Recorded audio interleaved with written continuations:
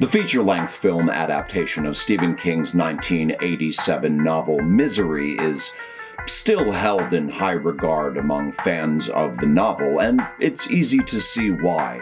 The performances are memorable, the tension is distinct, and the loyalty to the source material is there without being an exact retelling.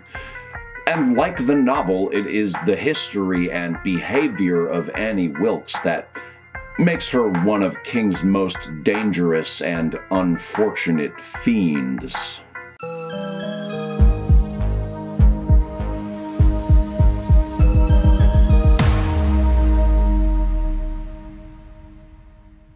Hi there, I'm your host, Mr. Doyle, and this is a great undertaking. If you're a fan of Stephen King, someone who enjoys classic horror films, or are interested in psychoanalyzing a 40-year-old dude who uses his YouTube channel as an excuse to dress up as a woman on occasion, please consider liking this video and subscribing to the channel. This is the second video in the Misery series. My last video discussed the 1987 novel and all of the real-life Stephen King superfans, stalkers, and conspiracy theorists. And in this video, I will, of course, be discussing the 1990 feature-length film adaptation of the same name.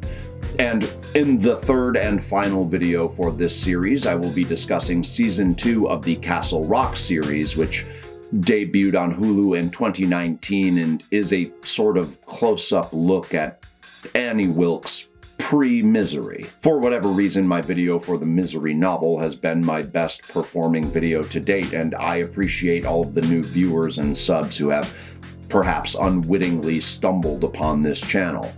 For anyone new here, I am covering all things Stephen King in a semi-chronological order based on the original book and/or short stories publication, as well as the subsequent adaptations that almost inevitably follow practically anything Stephen King publishes. That being said, I will be breaking away from the Misery series after this video in order to cover the latest King novel, Fairy Tale, which is going to hit shelves next week on September 6th.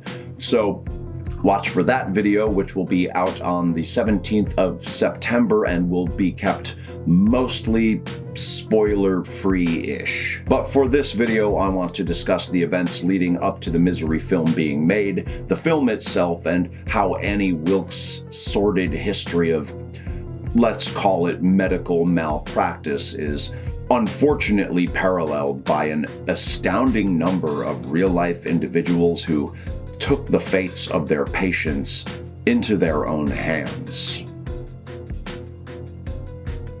History and background. Alright, so the 1990 Misery movie is a good one and was the 19th King screen adaptation to be released in the 14 years since Carrie had initially kicked off the King adaptation craze in 1976. And the fact that Misery is an enjoyable movie is such a relief, considering the carnival of absolute ass cabbage movies that came before it in the mid to late 80s. Not that there weren't some gems in there, however. One of those gems was the beloved film Stand By Me, which saw release in 1986 and was directed by Rob Reiner, who also directed Misery. Misery was produced by Castle Rock Entertainment, which was Reiner's production company that came to fruition following his work on Stand By Me. In addition to Misery, Castle Rock Entertainment has produced some of the most critically acclaimed King screen adaptations, including The Shawshank Redemption, Dolores Claiborne, Hearts in Atlantis, and The Green Mile.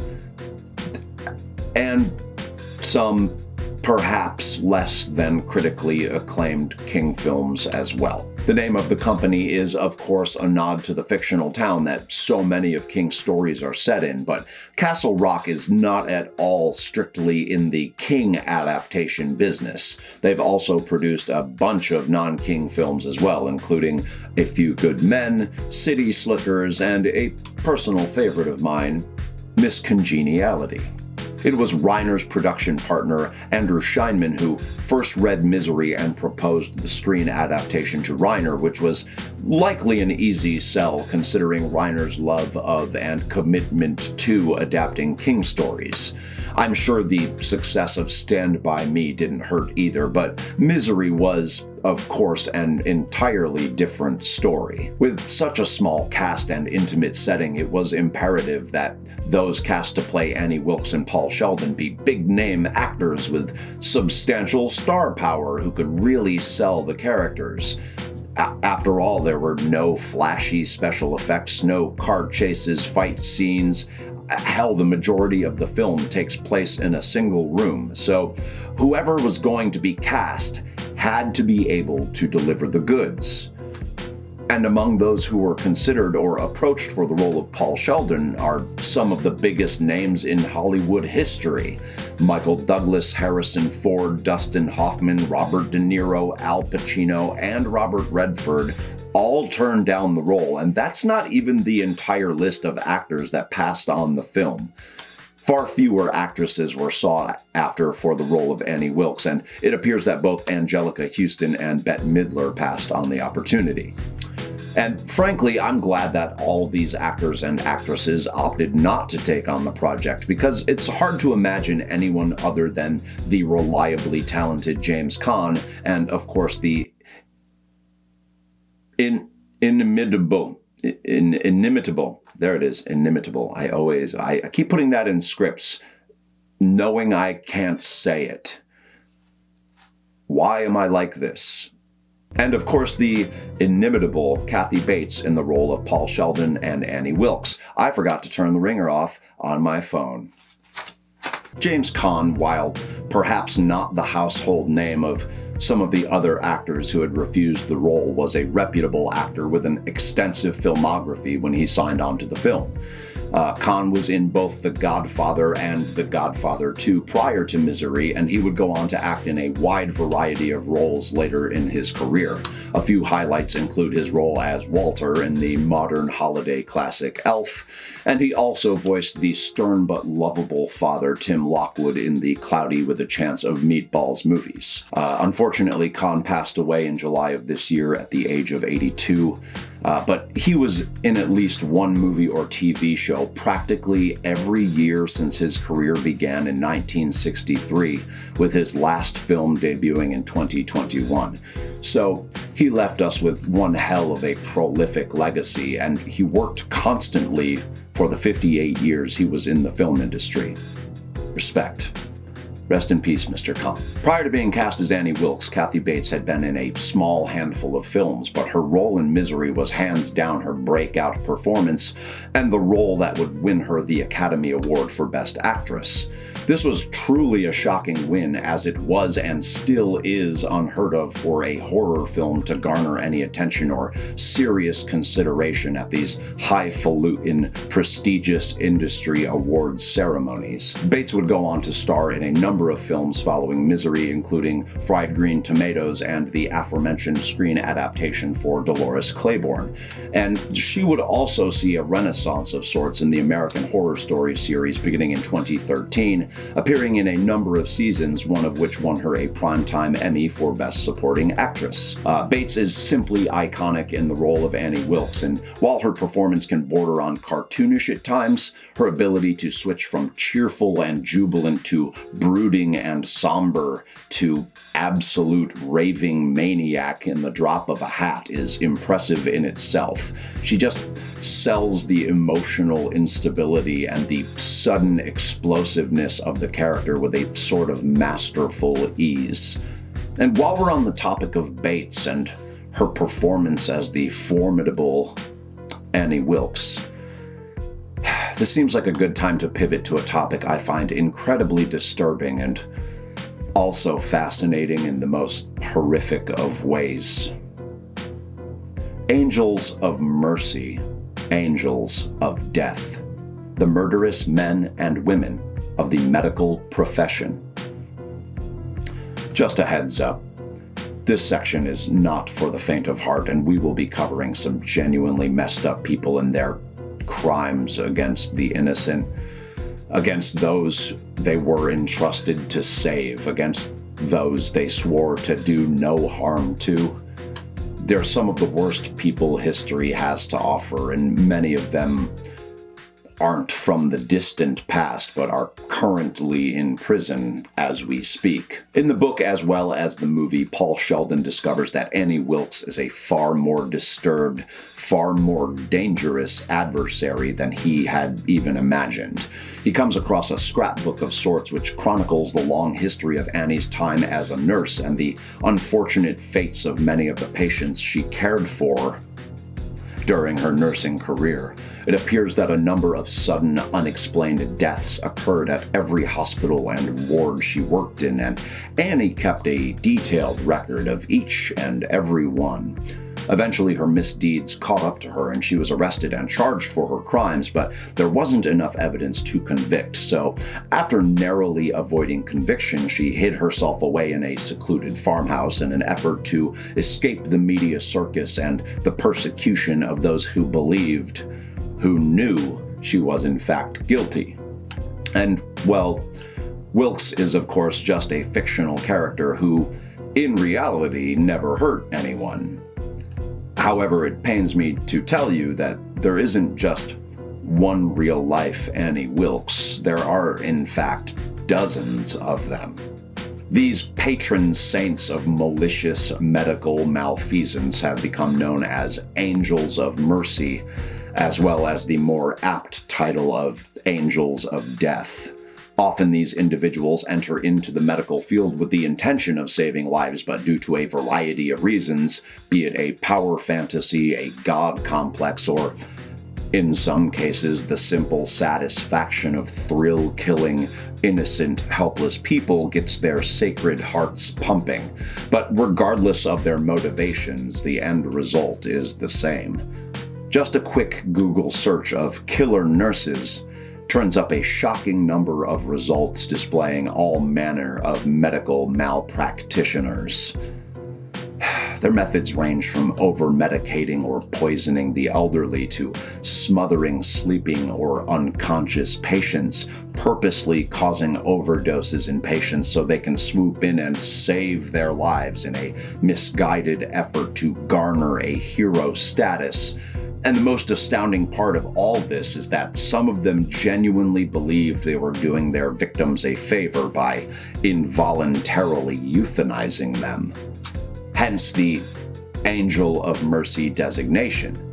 These folks often, but not always, believe they are doing the Lord's work and that their actions are the will of some higher power who is acting through them, that they are a conduit for divine acts of benevolence. Some of them are just murderers, though, whose motivations don't go beyond sexual gratification or satisfying their innate urges to kill. But then there are the most fucked up, depraved, vile villains of the bunch, the baby killers. Something our very own Annie Wilkes had a penchant for prior to her arrest. Allow me to introduce you to one of the most heinous modern examples of the infanticidal nurses I came across. This is Janine Jones. During the 1970s and early 80s, Jones was a licensed vocational nurse who was responsible for the deaths of up to 60 infants. However, the actual number of lives she took is unknown. Apparently, the hospital she worked for scrubbed their records following her arrest in order to avoid further litigation, which is in itself an abhorrent act. Jones, like Annie Wilkes, used injections of a variety of deadly substances to accomplish her truly disgusting crimes. Jones was apprehended in 1982 and is currently serving 99 plus years behind bars, which frankly isn't long enough. It's times like this I hope there is an afterlife and that Jones gets a permanent vacation on the docks of the Lake of Fire. Now, there have been numerous examples of angels of mercy from the 19th and early 20th centuries who were convicted for this sort of behavior, and I genuinely expected that one of these serial killers would have inspired King's story. But I wasn't able to find any instance in which King cited or referenced one of these notorious killers. However, it seems unlikely that he wasn't at least peripherally aware or cognizant of them when he created Annie Wilkes. Having said all that, I don't think I've ever found anyone quite so reprehensible as these people who were supposed to nurture and save people, but instead chose to take and ruin lives, to impose their deranged will on the helpless and defenseless. It's sickening, and I wish nothing but the grisliest of fates on each and every one of them. I've left a few links below to a number of articles written about the most heinous of these monsters, including psychological studies and more for anyone who cares to feel the deepest, darkest loathing they have ever imagined. Final thoughts. Well, shit, that was pretty rough there at the end. Let's do something to lighten the mood, shall we? I know. He didn't get out of the cock-a-doodle car!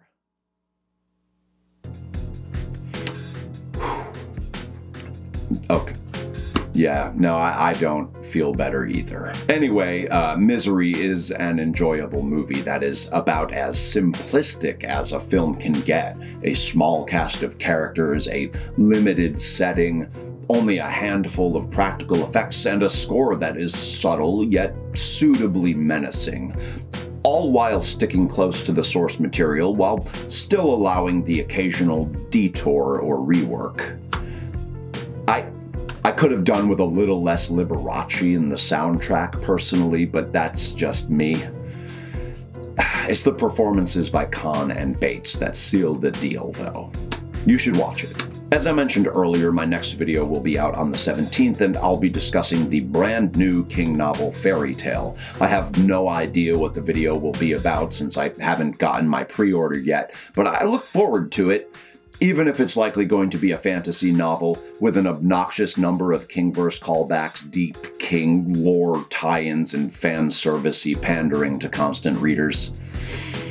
I just hope it's better than Gwendy's Final Task. New videos drop every other Saturday at 10 a.m. Eastern Standard Time, so please subscribe to the channel to get notifications. Thanks for watching, and I'll see you in a couple of weeks. Okay, goodbye. Be sure to click like and subscribe to the channel for my continued analysis of all things Stephen King, pretty pleased with blood and guts on top. My name is Mr. Doyle, and this has been a great undertaking.